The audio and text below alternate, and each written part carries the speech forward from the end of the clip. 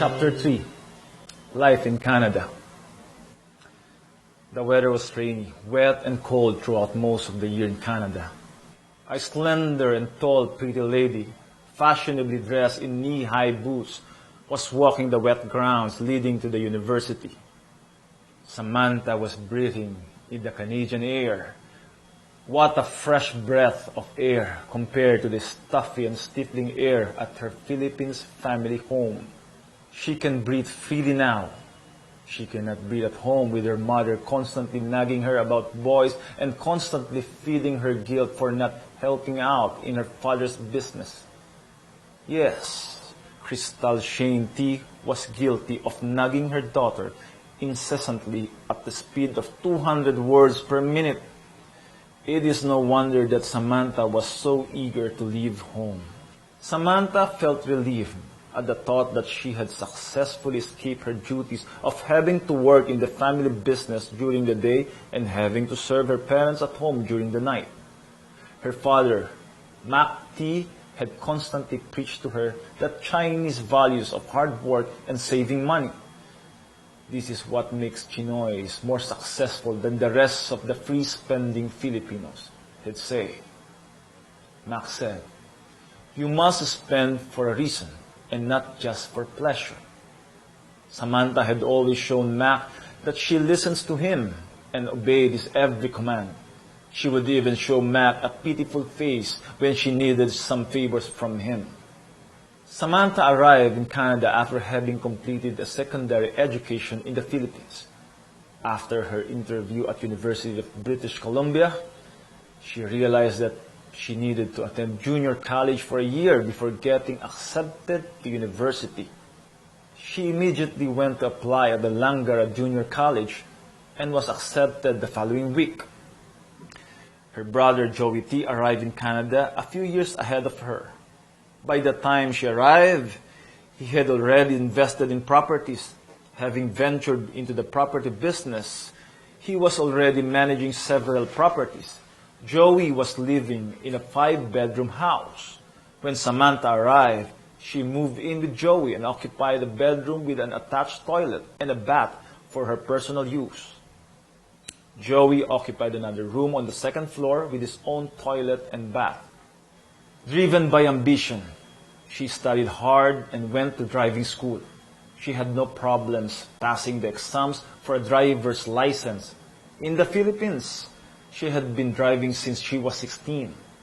Most of the time, though, Samantha has been chauffeur-driven. Her father has hired a chauffeur to drive some exclusively. Now, at last, in Canada, she can finally drive all by herself without being chauffeur-driven. She bought a high-end Acura to travel from her brother's house to Langara Junior College. The daily drive to and from school usually took 2 hours. In no time, Samantha completed junior college. After she was accepted in the University of British Columbia, she began studying in the day and partying at night.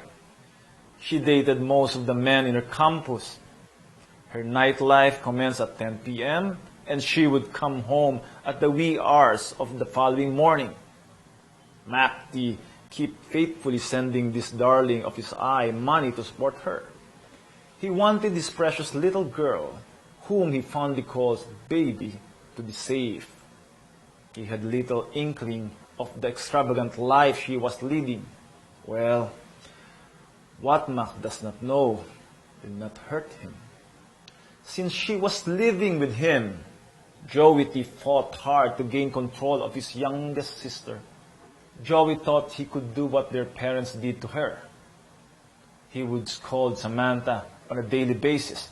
However, when nighttime came, Samantha would storm out of the house to frolic in her usual hangouts. Exhausted and feeling the urgency to sleep in order to be fit to tackle the next day's hectic schedule, Joey would just give up and let her go. Whenever Joey would report to Mac about the revelries of his younger sister, Mac would call her up and give her a piece of his mind. She would play her usual tricks on her ever-devoted father, and he would, as usual, soften up. Mac would then call up Joey and reprimand him for being too strict with his youngest sister. Aside from the burden of looking after his sister, Joey T has his hands full too. He has the responsibility of making sure the properties are rented out. He has to make sure the tenants are paying the rents on time and to chase after those who are delinquent in their payments. He has to guarantee that the properties are always insured for fire, theft, accidents, and other problems, making sure that the plumbing, electrical, and structural condition of each property are well maintained. After a tenant leaves, Joey inspects the property and gets a contractor to do the paint job. If the place is clean and Joey can get away renting it out again, then he skips the paint over. Joey was cheap. Joey T was so adept at his business that he tried to be smarter than others. He was of the opinion that he could make more money than others.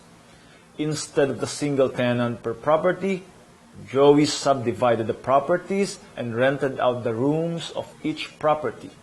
Individually, the rooms were rented out at a higher rate than if the whole property were rented out to a single tenant. In the end, Joey was making more money than others. He too was having more problems than others. Multiple tenants per property meant multiple headaches. The condition of each property would also deteriorate faster as more people were using it. He would also need the maintenance contractors to service the plumbing, electrical, and painting jobs more frequently. Nevertheless, he was happy with the money he was making. He was happier when he could cut corners by not repainting and not servicing the properties. He would also get the cheapest contractors, who would be the Indian contractor. Being of the same breed as Joey, this Indian would also cut corners and give Joey a lousy job, and since Joey is not mechanically inclined, the quick fixes usually did not last long. So Joey would have to get another cheap contractor to solve the problem again. However, Joey never learns. In the end, a cheap, lousy job cost more time and money than a more expensive, proper job that would solve the problem in one time. Joey never learns because he is a numbers man. He can only see numbers. He has no practical sense of what is happening. He does not care if some tenants are unhappy about the condition of the properties. He would rather delay repair jobs until he has found the cheapest contractor. Joey's logic is that, in the meantime, he is earning rentals. The hell with a tenant, he says to himself. Of course, many tenants leave. Joey would forfeit the unused portion of the rent and feel satisfied that he had made money at the expense of an unhappy tenant. Joey would then go about advertising his now vacant property and have it rented out again to another sucker. The process would repeat itself, with Joey being so happy that the suckers keep coming in. It was a good time in Canada, and the Canadian economy was booming. More workers were coming in, and they needed a place to stay. Samantha was oblivious of what was going on with Joey's business. At this point, Joey had a huge inventory of properties in Canada. Although he had his share of problems that he was ashamed of, he never told his father Mac about his own shameful crimes, such as the rupturing of the plumbing, which was his own fault. Joey was such a Scrooge that he would even shut off the heat in the thick of winter in the vacant properties. That winter was particularly cold. The water in the pipes froze and the pipes burst. After a few days, Joey realized that he had to spend more money for the plumbers to fix the problem. Only then did he realize that when water turns to ice, it expands. Although Joey used to work in the family soap business when he was in the Philippines, he never handled properties. He knew the soap business but not the property business. He had never learned the intricacies of managing properties. He was so cheap that he did not bother to hire property managers to maintain the portfolio of properties he owned. For a management fee, a professional property manager can be contracted to manage a specified number of properties. This manager would be responsible for insuring the property, advertising the property when vacant, collecting rents, handling tenant complaints, engaging accredited plumbing, electrical, and paint contractors to solve specific problems when the need arises. These accredited contractors will not go for the cheap or shortcut method to solve the problem. They have a reputation to protect and repeat customers to service. Joey was such a miser that he would prefer to save the professional management fee and do an amateur management of the properties himself.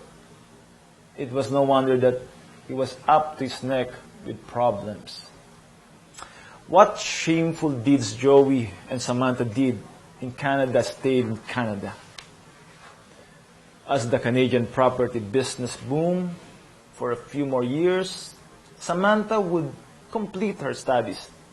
Back in the Philippines, Mac would brag to his friends that his son Joey was making good money in the property business. Later on, Mac would brag to his friends that his baby daughter, Samantha, graduated from University of British Columbia with a business degree.